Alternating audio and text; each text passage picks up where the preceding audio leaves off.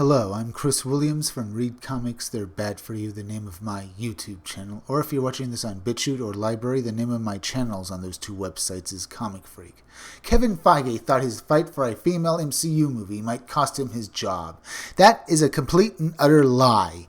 At no point did Kevin Feige probably actually risk his job to make Captain Marvel. He just saw that Wonder Woman was making a bunch of money and he decided, well, I think I should get some of that myself.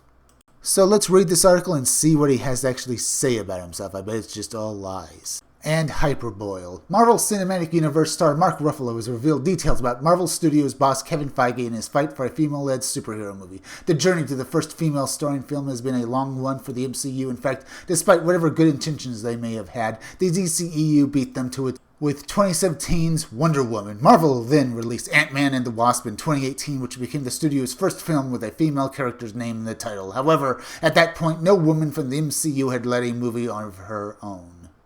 This changed when Marvel released Captain Marvel with Brie Larson last year, a movie many saw as a long time coming. Luckily, the MCU doesn't plan on slowing down its push for female-led movies. The long-awaited Black Widow movie, which many assumed would happen before Captain Marvel, will finally release this May. It will feature the return of Scarlett Johansson as Natasha Romanoff, Black Widow, and explore her time between Captain America Civil War and Avengers Infinity War. It will also introduce audiences to the new Black Widow and Rachel Weisz and Florence Pugh.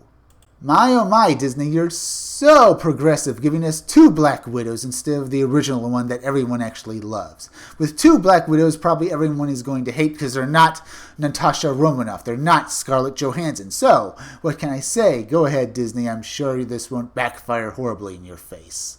And with Kevin Feige risking his job, I sincerely doubt it. As I said, he saw the success of Wonder Woman and knew he could look and gain brownie points with the SJWs by making sure a female-led movie for the MCU happened.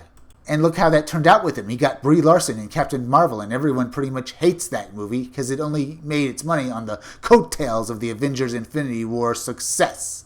In an interview with The Independent, Ruffalo relayed what Feige told him about his fight for a female-led MCU movie. Explained, when we did the first Avengers, Kevin Feige told me, listen, I might not be here tomorrow. Isaac Perlmutter, Disney's largest shareholder at the time, does not believe that anyone will go to a female-starring superhero movie. So if I am still here tomorrow, you will know that I won the battle. Does that ever sound like sheer bull out of anyone I've ever heard of? I don't know if I have.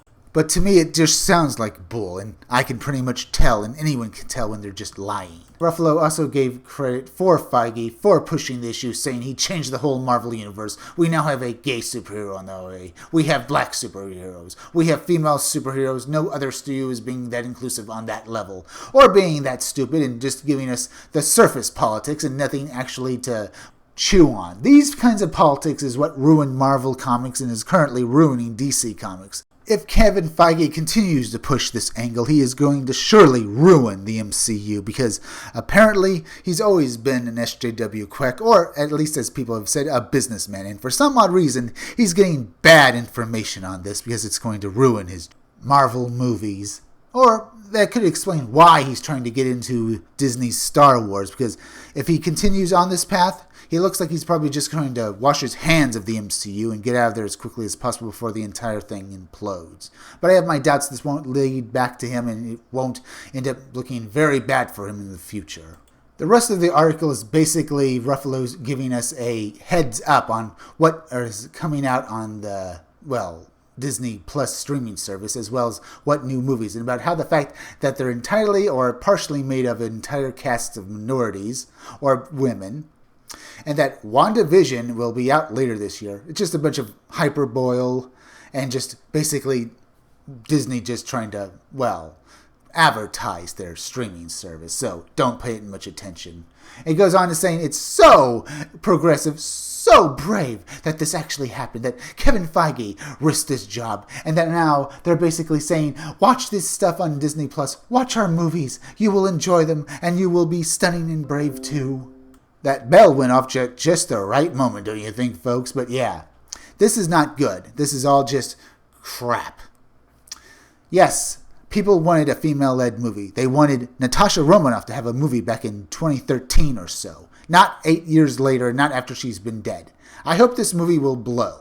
I hope it fails. I hope Disney will learn that they can't rely on female superheroes. I want them to make female superhero movies when they're actually needed and when they're hot, not when they're dead and buried. If you like this video, subscribe. Make sure you're still subscribed because YouTube is going around unsubscribing people. So make sure you're still subscribed. If you're watching my videos but you're not subscribed, please subscribe to my YouTube channel. Read comics, they're bad for you. Then go over to Library and BitChute and subscribe to my channels on those two websites. They're both named Comic Freak. Hit that bell for notifications. Hit that like button and leave some comments down below. And if you could you also please share this video? Share it on Twitter, share it on Reddit, and share it on Facebook. Share it anywhere you think it'll do the most good. Now listen closely. Keep checking back in all my future videos for more information on my own upcoming independent comic book scumdogs. I'm Chris Williams, and I'll be back again tomorrow with another video or review.